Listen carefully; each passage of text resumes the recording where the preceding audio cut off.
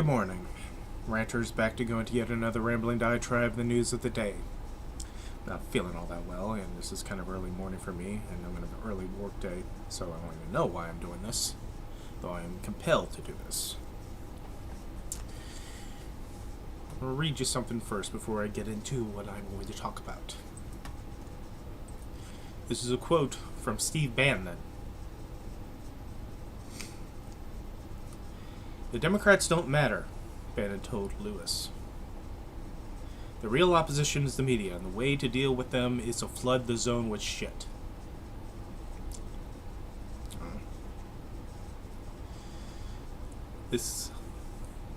That quote gets elaborated by Jonathan Ranch, that once said, citing the infamous quote, "This is not about persuasion, it's about disorientation."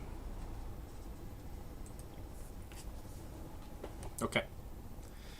Now, that is something that I've been saying for years on any of these videos concerning Donald Trump from his last presidential administration. Flood the zone. Flood the zone with shit. Flood the zone with nonsense. Okay?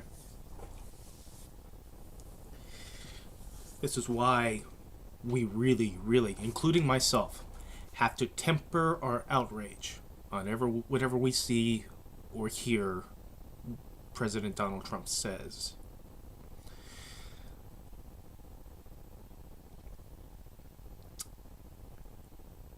Within the last few days, start of the early week, we were going to get into a trade war with Canada and Mexico. 1, 2, 3, 4, Trump declares a trade war and levy a 25% tariff on Mexico and Canada, and a 10% one on China.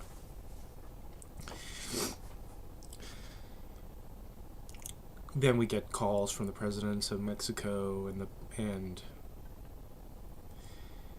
Justin Trudeau, and all of a sudden these tariffs are delayed a month, with Trump touting victory over our two most friendliest of trade partners, our literal neighbors at our borders, citing their concession and collapse before the might of Mega Trump. Problem with that, though, the things that Trump got were already going to be given. Were already in the works in both Mexico and Canada.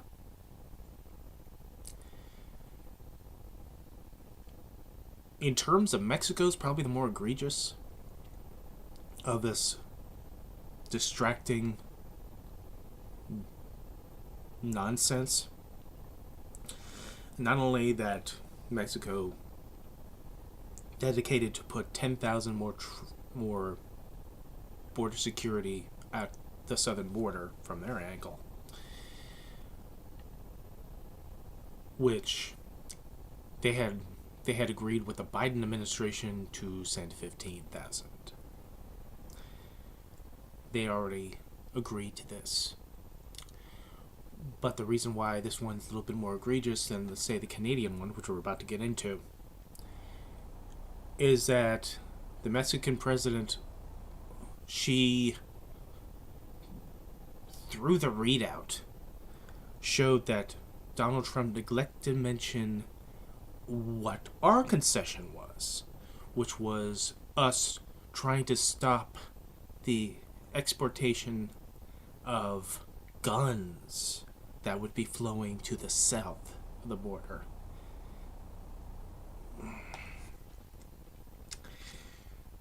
He didn't mention that part.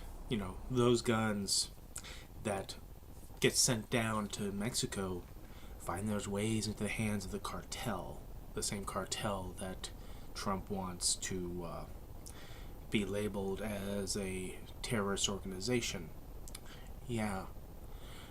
We're funding, we are outfitting the cartel with our hardware for a price.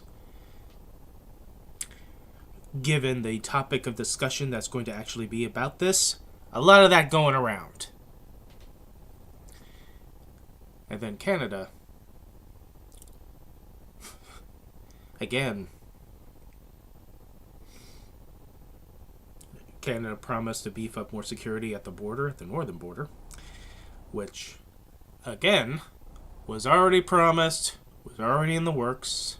And money was allocated. They're going to do it. They were already going to do it in December under a deal with the Biden administration. And they're going to name a fentanyl czar. Okay.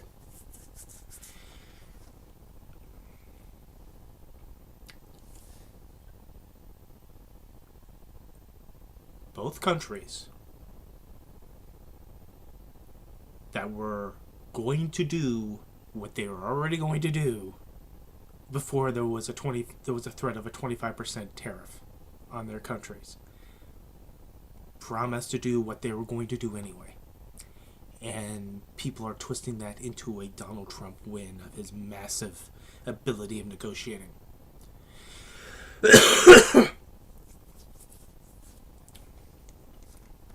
Again, to reiterate, with Mexico, he neglected to mention our effort that we were going to make to stop people from selling guns across the border. Shipping guns across the border. We're worrying about fentanyl and coyotes bringing illegal people through trucks through our border going north. Never mind of the guns that we're sending south of the border.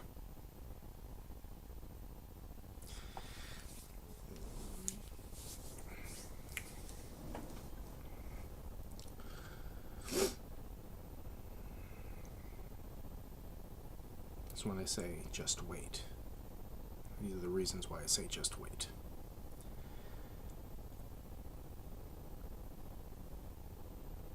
Performance shows, performance art does not solve problems.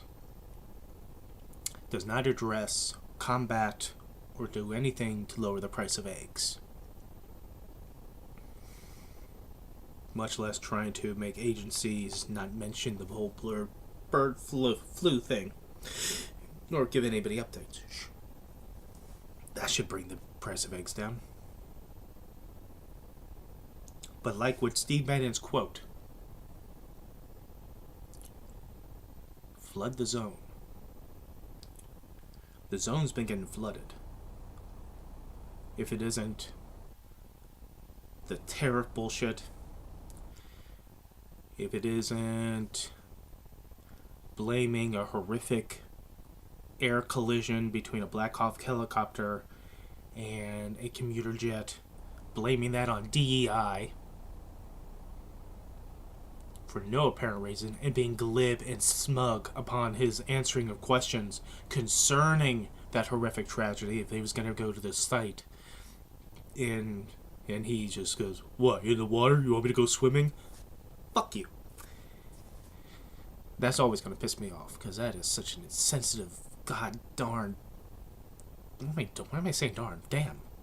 46 fucking years old. Goddamn insensitive, prickish thing to say. But that was a point to that.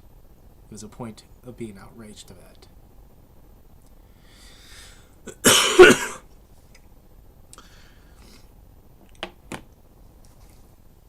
I have said for years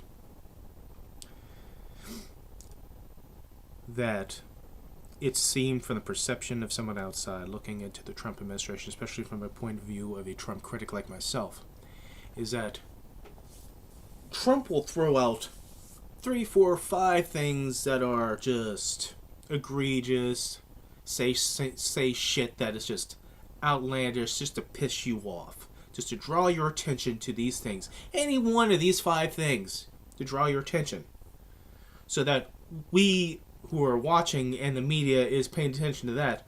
Well, this little fucker thing over here slides underneath, gets barely noticed. He doesn't want you to see what's going on here. like Elon Musk taking over everything in the Treasury Department. I mean, the taking over, the gutting of the USAID, and then handing it over to Rubio. The various forms of actions, inactions, memos, orders of silence, so that not associate our CDC with the World Health Organization, shutting that down, having no communication whatsoever. See, all this stuff that's in the background while we're, oh no, he's going to try to get Greenland. Panama Canal, woo!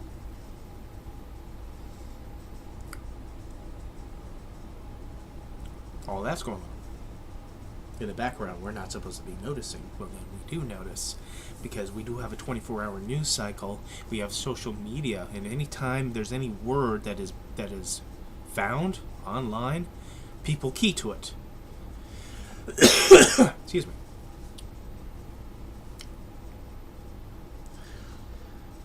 But that is the distraction. You know, not saying that any of these things that are pissing us off is not worthy to be pissed off about, but we have to temper our outrage and realize that if he's wanting this stuff to be out here, this stuff that any other human fucking being would not want to be associated with because it would damage their reputation or anything that there would be a possible consequence, or even suggesting shit like this, he does it because he doesn't want you to see the actual horrific shit that he is trying to do in order to garner power or garner money. I know I sound terrible. I don't know how long I'm going to go with this. I'm just going to keep going until I lose my voice.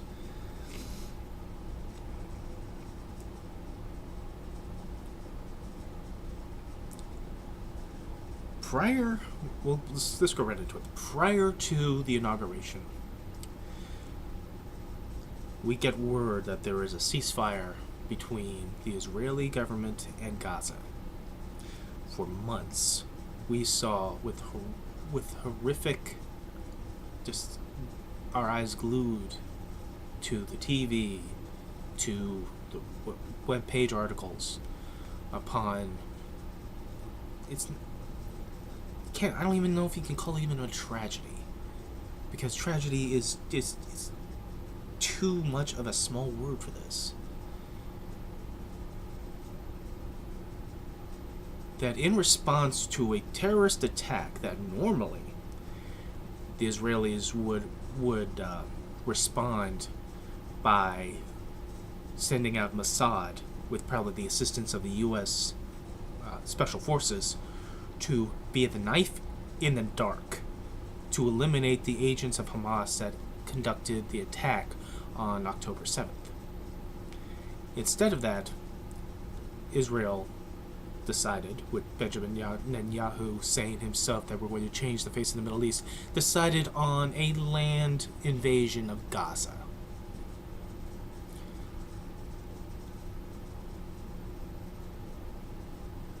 Well, prior to the inauguration, there was a ceasefire.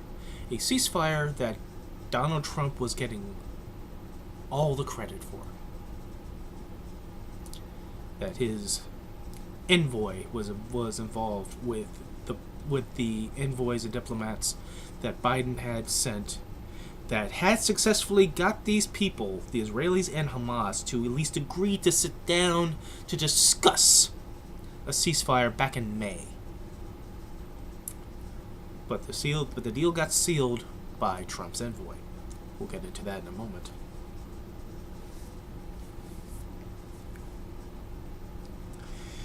And people were excited. People were happy for this. People were going on social media, just touting it and being kind of condescendingly smug about it. For those who voted for Biden over Trump, and just talking about how much, the genocide that Biden is involved with this, and they're turning it on us who voted for Biden over Trump, that we're complicit in this, and somehow that we should shut up and not have a conversation about this. Well, here's the thing about that. None of us who voted for Biden voted to have us supply Israel with this. The river of blood money flowing, we didn't sign up for. Now, you want to say that we didn't talk about that? You know, I think I was up front every single time something happened in Israel, between Israel and Gaza. I said repeatedly, like a broken fucking record, that invading is not the proper course.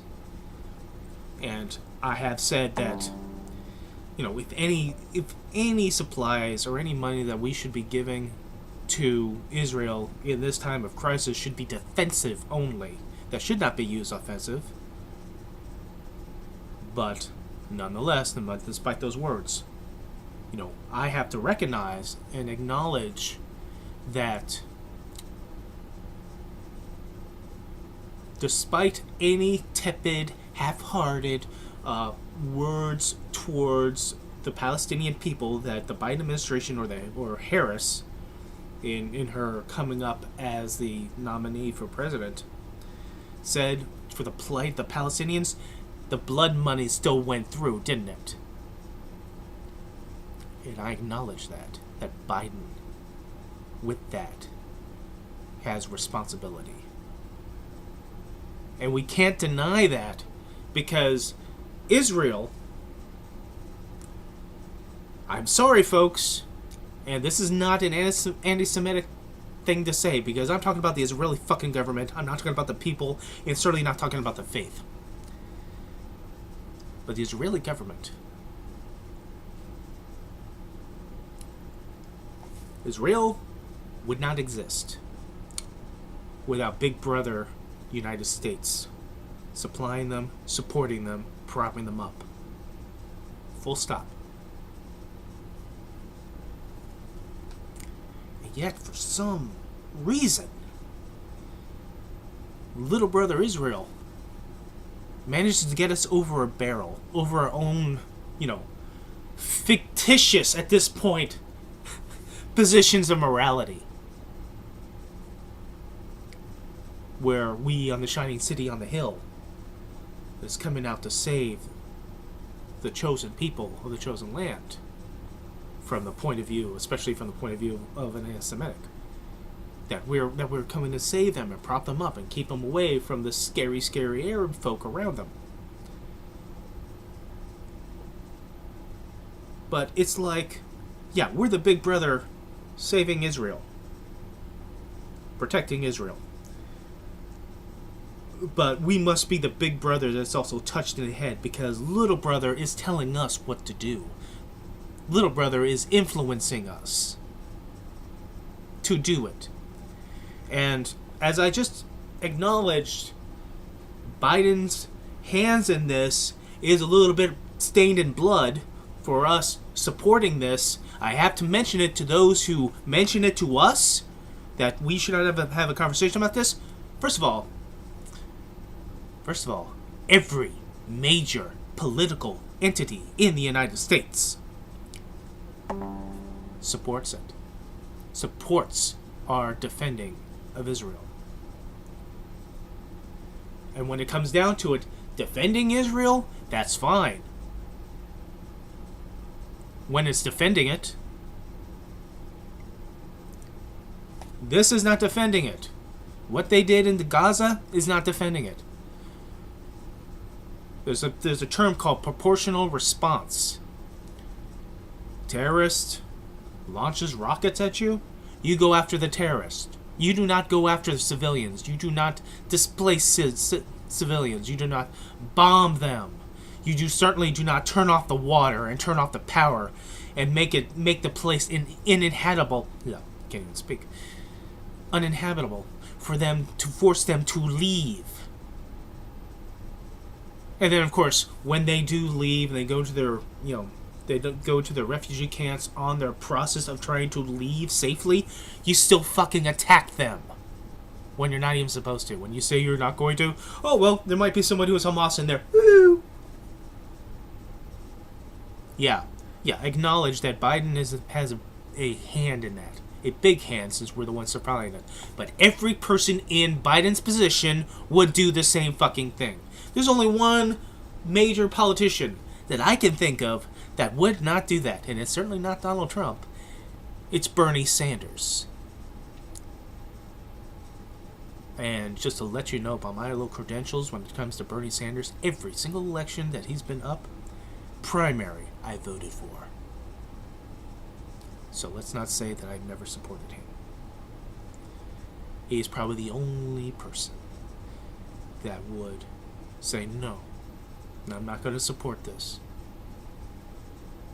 We were going to give you support, but if this is what you're going to use the support on, no. And probably Big Brother at that point would wrest the control back away from Little Brother.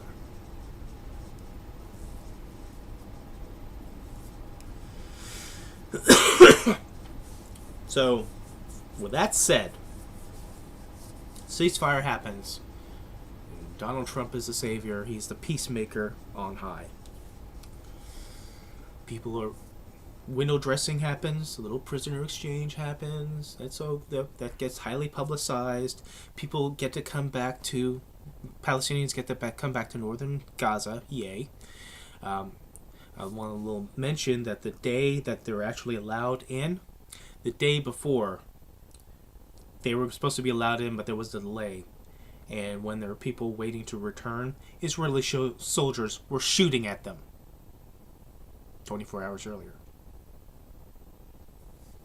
But no, hey, yay, they're happy now. They're happy. Going back to the devastated zone.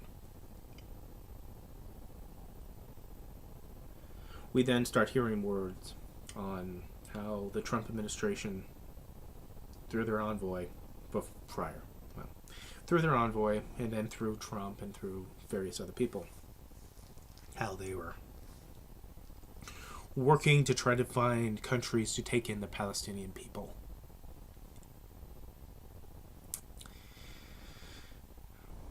Well, aren't they coming home? Weren't we just cheering the fact that they were going home? I understand the place is a disaster zone. We provided the hardware to make it a disaster zone. But they were going to go home. That doesn't seem to be the case now, is it? Or at least not seems to be the intended case.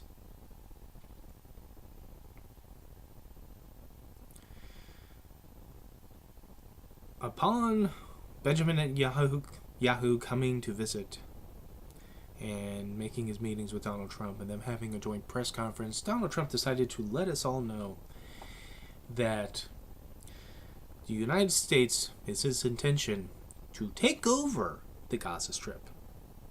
Clean it up really nice. Really, really nice.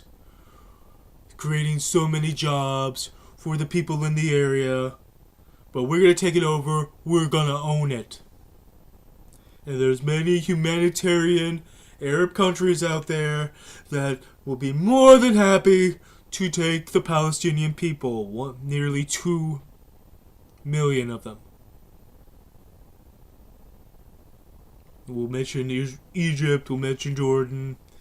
So far the official word is that none of the Arab states is interested in letting these people come in.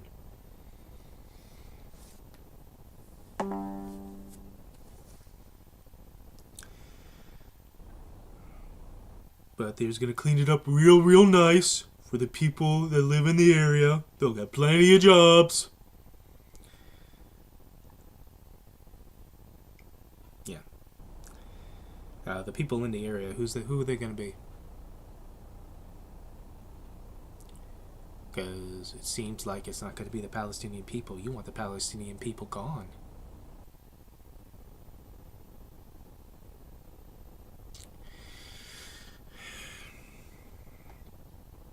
See,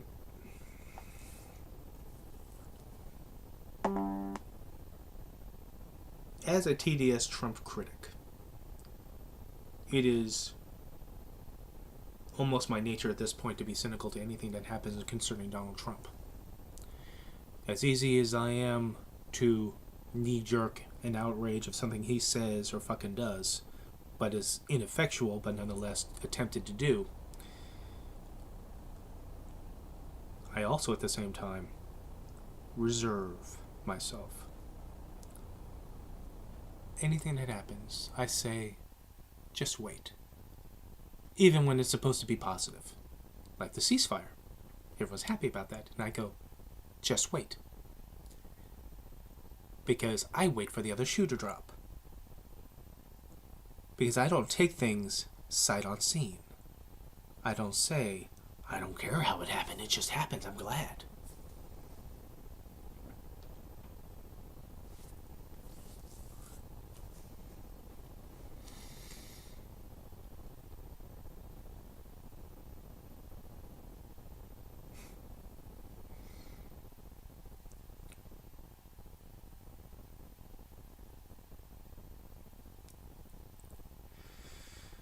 Sorry for the silence. Just word norm thinking.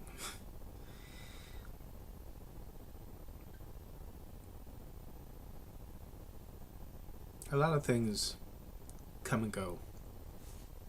Not really any level of evidence towards it that you can point to. But little breadcrumbs, little dots that you connect. You know, we who were on the case of Russiagate, one of the things that we justify our opinion on was the breadcrumbs and connecting the dots, because there's no clear answer one way or another that we can cite and point to. It's just these little things that didn't quite make sense, little things that you go, that is thought-provoking, that goes, why is he so geared to be so friendly to Vladimir Putin? Why is it that oligarchs gets to purchase property under him? Why this? Why that? Why the ceasefire as soon as Donald Trump gets involved? Israel, the Israeli government, was in full control of this conflict. Yeah, there may have been retaliatory strikes from Hamas or Hezbollah,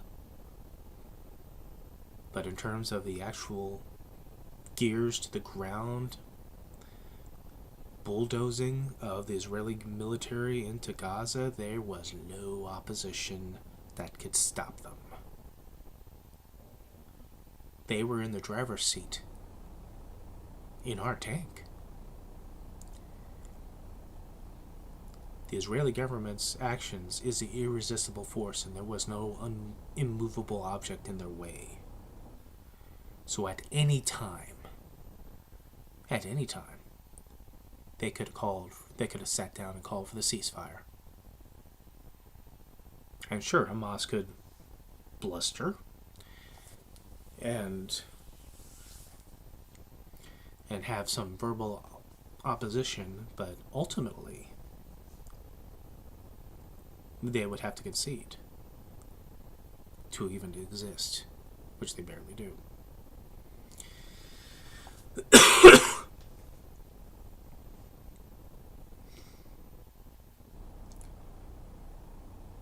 leader of Hamas was already killed off by this time. The son of the leader of Hamas has been an Israeli informant. As much as there's the claim that Hamas uses the Palestinian civilians as human shields to hide themselves, the Israeli government knows how to surgically strike.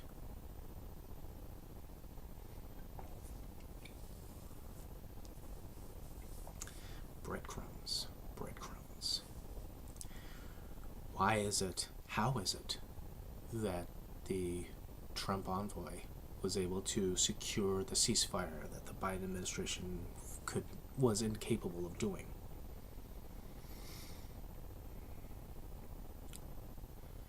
This is where the Trump derangement syndrome comes up with some Russiagate level conspiracy theories. I usually don't want to get involved in conspiracy theories and these type of what-ifs, because the atrocities that we see in front of us pretty much is enough to disqualify and see someone as unqualified to do the job. But think of the machinations, the what-if, the imagination that you could have on this. Because Trump wants now to have the United States take control of Gaza, use our power, our money, our influence, maybe our boots on the ground, or our work boots on the ground, to fix up Gaza really nice.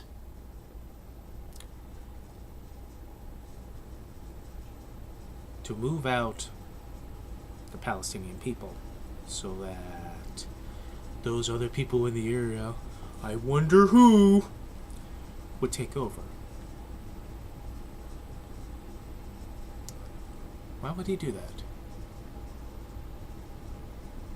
There's no secret that he and Benjamin Netanyahu have a better relationship as world leaders as opposed to Netanyahu and Biden.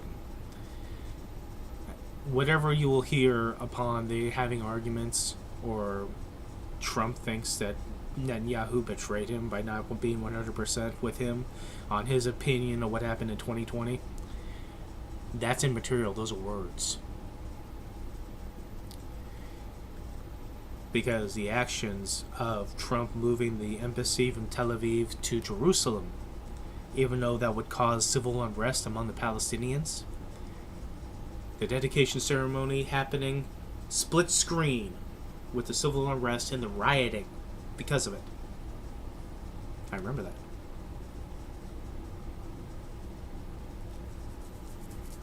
Donald Trump is not just a friend to Israel.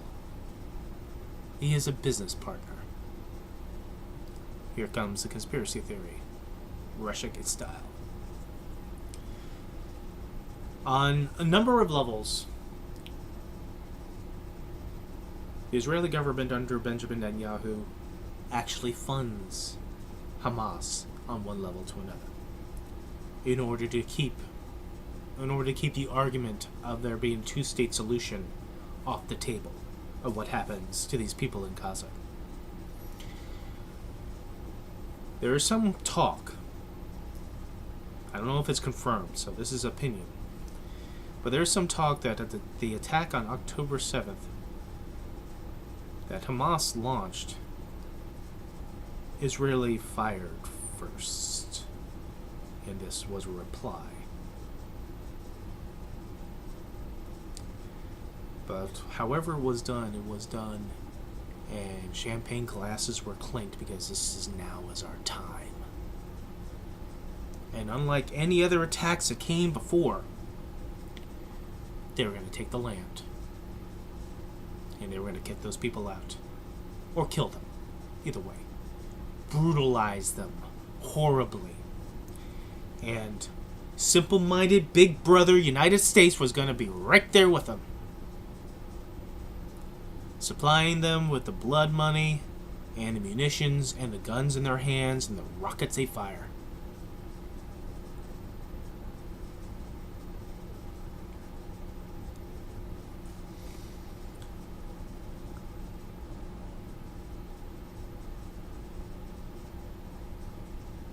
So that's happening during this time of the second to last year Biden administration. So Biden takes some blame that can be seen to take political blame for this, which I also maintain once again that anyone in Biden's position would submit to supporting little brother Israel.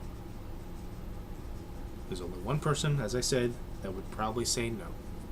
The rest, I'm sorry, no matter how much lip service they would say about Gaza, about the Palestinian people, how we should be supporting them, that this is a humanitarian crisis, that it is, the money would still flow.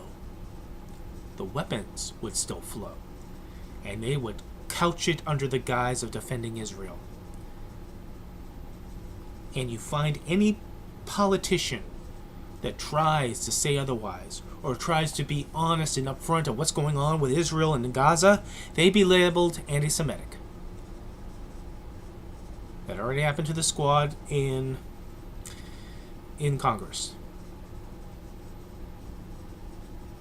Then you be labeled, pro-Hamas.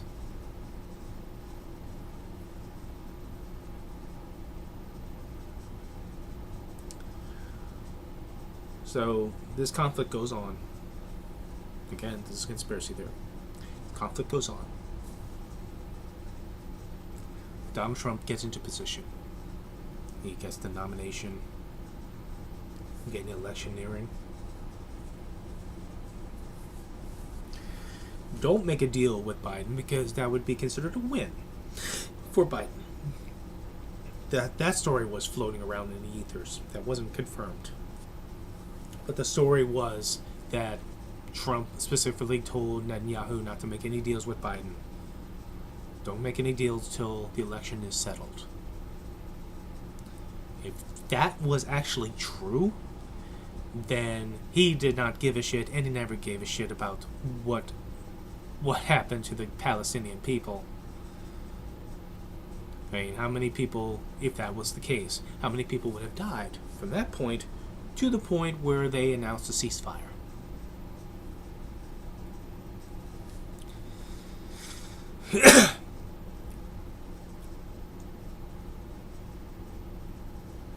I joked on the idea of Trump building a Trump Tower in Gaza after we find out about the ceasefire.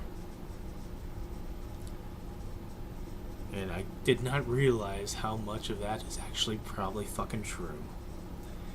We find out that Jared Kushner, his son-in-law, has been since the 2010s investing in settlements into Gaza. So Trump adjacent is already putting effort and skin in the game and money to build business for the big business of building up Gaza.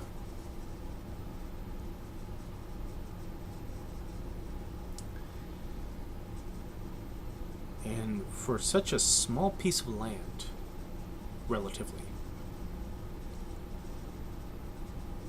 why so many people are fighting and dying to take it, to rip it from these people?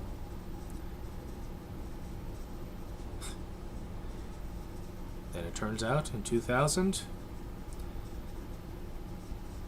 people realized that that area has oil in it.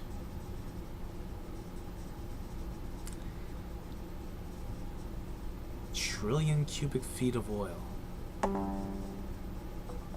with conservative estimates of $548 billion worth of oil.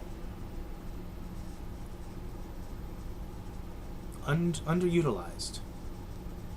No one's pumping it. And for a relatively short amount of years, 7 conflicts between the Palestinian people and Israelis. However you think it instigates one way or another, there is a trend here. And then Donald Trump, after the ceasefire, after becoming president, standing right next to Benjamin Netanyahu, talking about how the people in Gaza are just so unlucky. They're so unlucky. So unlucky. That he proposes that we take over Gaza, build it up real nice for the people that will be the area, kick out, displace 2 million people so they can build up and maybe do something about that oil.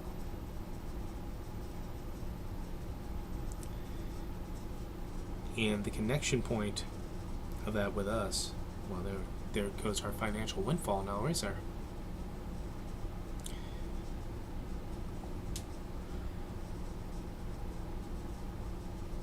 And then, if there was any silver unrest of us taking over, we won't have boots on the ground ourselves. No, we won't dirty our already bloody hands. That's antiseptic. No. We'll outsource it to the Saudis. Yeah.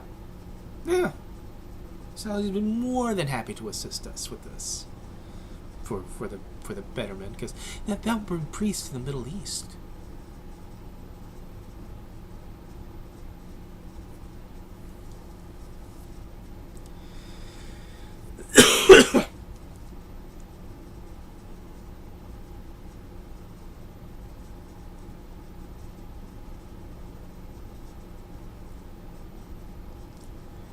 It is a hope that Trump doesn't go through this. Trump has a pretty good track record of being one of these guys that would rather have a not, let's not and say we did type of presidency, where he will talk tough or he will tweet tough, but when the moment of truth arrives, he backs down, or he finds a way of claiming a victory through nothing, like the tariffs. Trump didn't get anything for his win. Mexico and Canada was already going to do what they're going to do.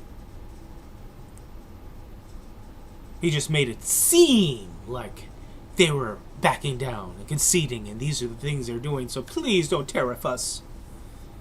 Never mind the fact that these are not, these are not helpless countries that couldn't retaliate with their own tariffs. They can. Hell, Canada was going to target red states specifically on their tariffs, just to stick it to Trump.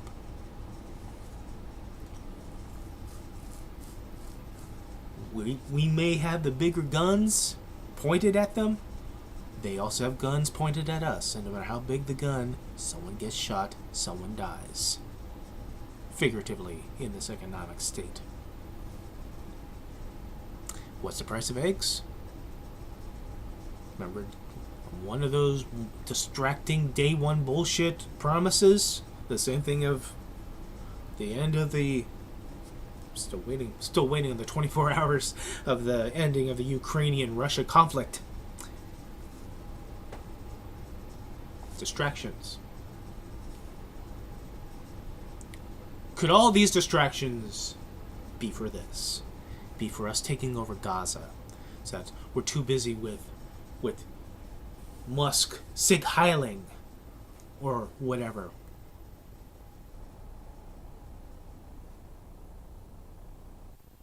No, they're too busy worrying about us getting involved against Greenland. How so much so that European Union members are coming to the aid of Denmark, like France, to offer up troops to defend Greenland against us.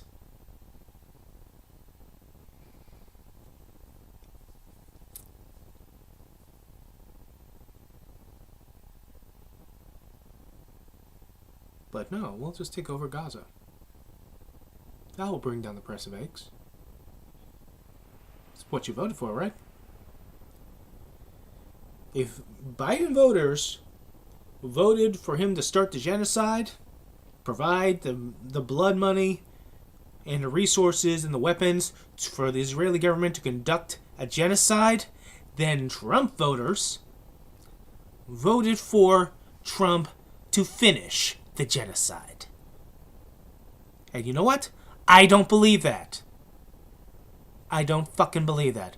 I don't believe it from my vote, or like upon my voting for Biden, to be complicit with him in the bullshit with him supplying it, and I don't believe it in Trump supporters. When I was watching a live stream, a very good live stream from someone that I have combat with, but also I respect the fuck out of, Vin from Vin and Stories Middle America, which I am admin for for the Facebook channel.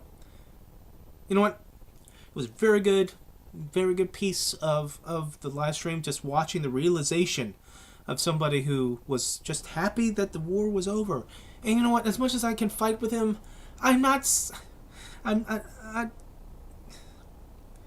no one should be unhappy with a ceasefire.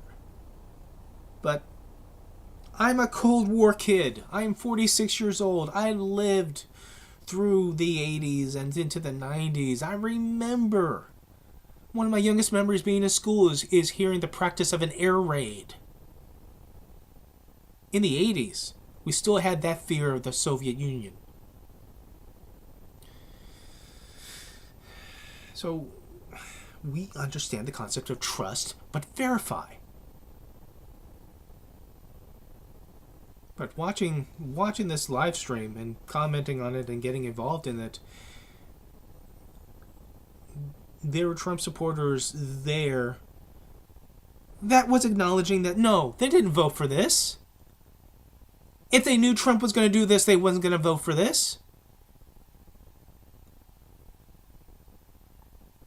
I'm not going to blame Trump supporters. I don't care how MAGA rabid that they seem to be. Unless they're coming out and, now that I think of it, I think the dear leader is actually right. Alright, you know what? Fine. Get your work boots. Go to Gaza. Pick up a shovel. Your dear leader commands you. The same thing as, I think we should take over Greenland. Fine. Get your snow boots. Go get your snow shovel.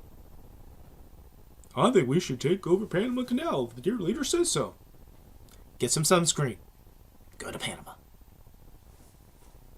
But those individuals, because I'm not going to lump everybody together. I have a policy that I'm still maintaining here. That individual people have their own individual minds. No matter if they're in a group, they're still individuals within that group. Trump supporters in this live stream that Vin did were appalled and outraged. And if they didn't voice it, they were silent. Except for any time that Vin knocks on Biden and then all of a sudden, here comes facts. Yeah, you were fucking silent for everything else that you heard that Trump was doing. But when we remind us upon what Biden is facilitating, did facilitate, then all of a sudden it's facts. And, all the liberals didn't say anything about that. Fuck you. Fuck you who was sitting there silent while you're listening to your dear leader say that we're going to bulldoze, clean sweep Gaza, and kick the people out. You were silent about that. And if you want to get on us for being silent about Biden, I wasn't silent. I just recognize that if President insert your name here would do the very same thing that Biden did, because for some sick fucking reason, we feel so beholden to Israel. We feel beholden to a place that cannot exist without us keeping it alive.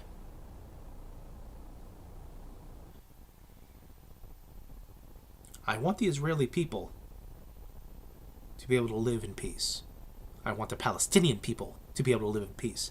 I want these people to be able to live as neighbors. I don't want there to be religious persecution. I do not want the homeland of Judaism to be swallowed up.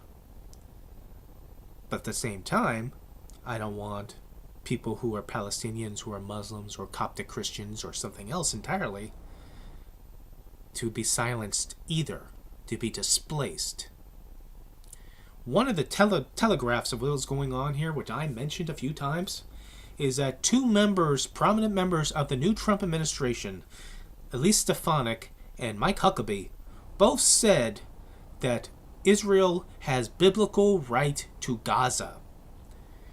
They are making it, they're putting the groundwork that this is our official policy, not only in the Trump administration, but as the United States as a whole. Representing all of us is our policy that Gaza belongs to Israel.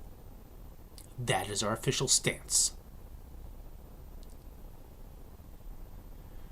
Pro-Palestinian protesters are now going to get targeted for deportation while we're in our deportation kick. Foreign-born. We're going to start with the foreign-born. But as we saw with the deportation we are doing en masse as part of our, distraction, this is horrible shit happening. They've been rounding up U.S. citizens too. Trump wants to end birthright citizenship. So, while you go after those distinctly Arab-looking protesters that are pro-Palestine, that is defending the Palestinians through protest, through words, through song. So maybe in between the sea of those olive skin pigmentation Arabic folk, we were also going to round up a blonde hair, blue eye, peach apricot skin pigmentation as well, or black, or Hispanic, or anyone who, no matter what their demographic, sees what's happening in Gaza and thinks it's shit. And in the land of the free, of freedom of speech, they decided to exercise their right to express it.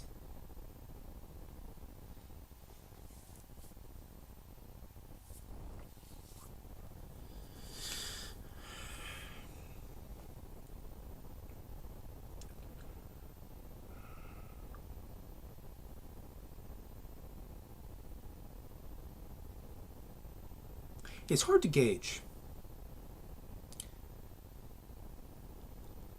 what was considered, a righteous statement and what's considered to be dramatic, melodramatic. Is it melodramatic to feel like you should be ashamed of your own country or your own government? I'm not ashamed for the United States.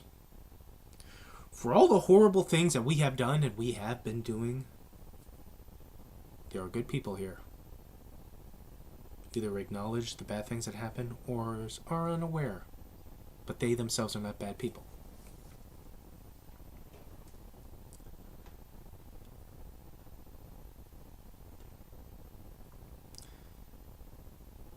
Biden's support of Israel when they're doing this offensive, not defensive, offensive invasion of Gaza, and all the inhuman things that they did to these people, that makes me ashamed.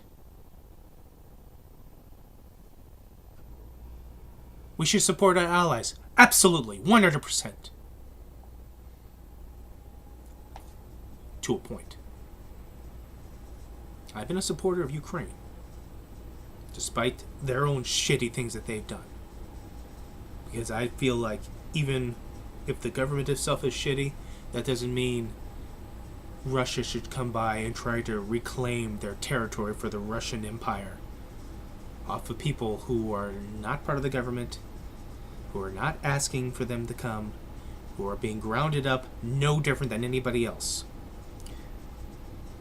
But my support of Ukraine does not mean that Ukrainians, with our support, should go onto offensive and go into Russian territory and kill Russians. The support that we should have is that we make our allies the rocks that the waves come and crash against. That we defend them from being rolled over. That does not mean that we should go and support them when they go and invade into Russian territory. No different than we should not ever take the position of supplying Israel on an offensive, not defensive. And this is the case when you hear politicians, especially on social media, that says anything is on the table to defend Israel. Anything. And they will not broach and they will not show up to the debate when we show them the horrible things that are being done in the name of defense of Israel. I made this point last night. It is sickening that the leaders of Israel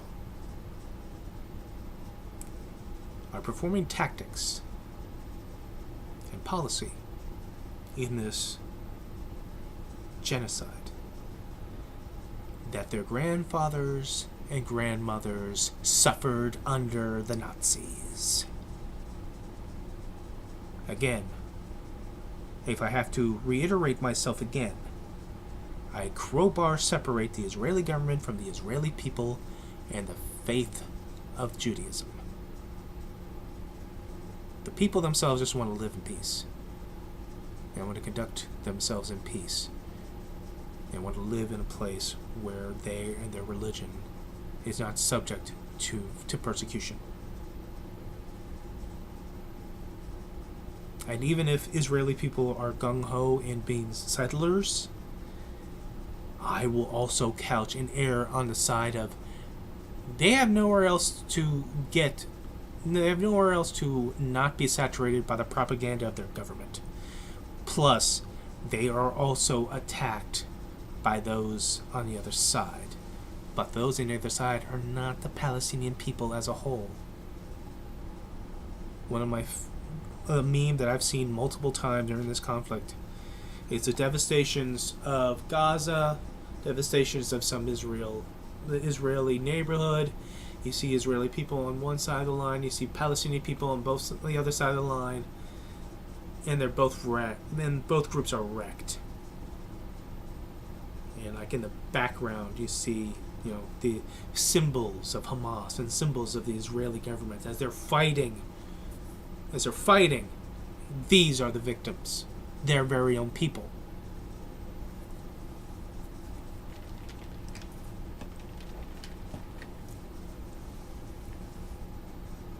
We're responsible for supplying one half of this conflict. And our current president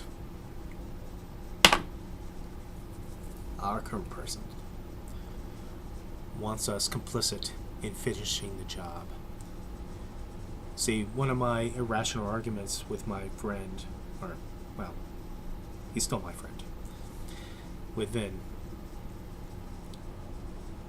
I ended it in the message with,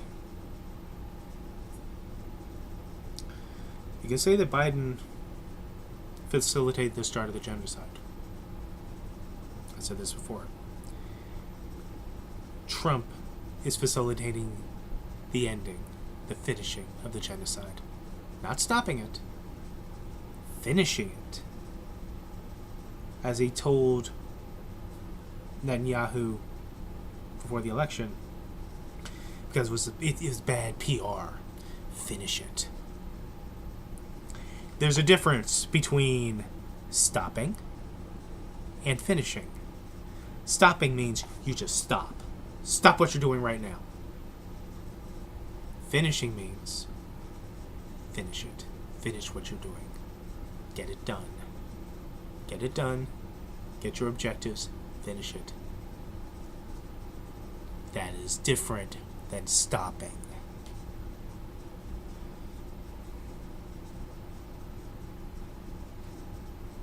I am waiting to still be proven wrong.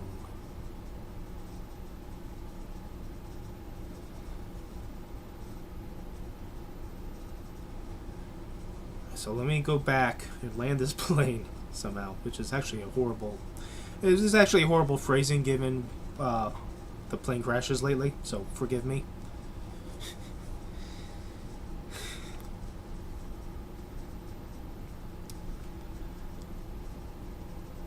Trump critics, like myself, temper the outrage.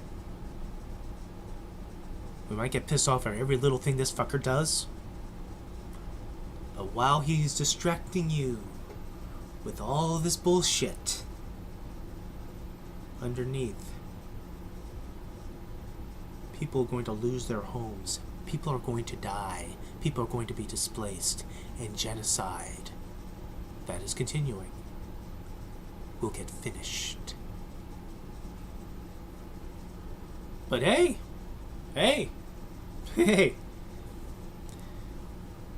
even in a corrupted, evil operation like this, there's enlightened self-interest. Hey, the prices might go down at the pump if we're pumping out their oil, right? Maybe this will help the price of eggs. The ranter rants, you know the rest. See you at the next atrocity.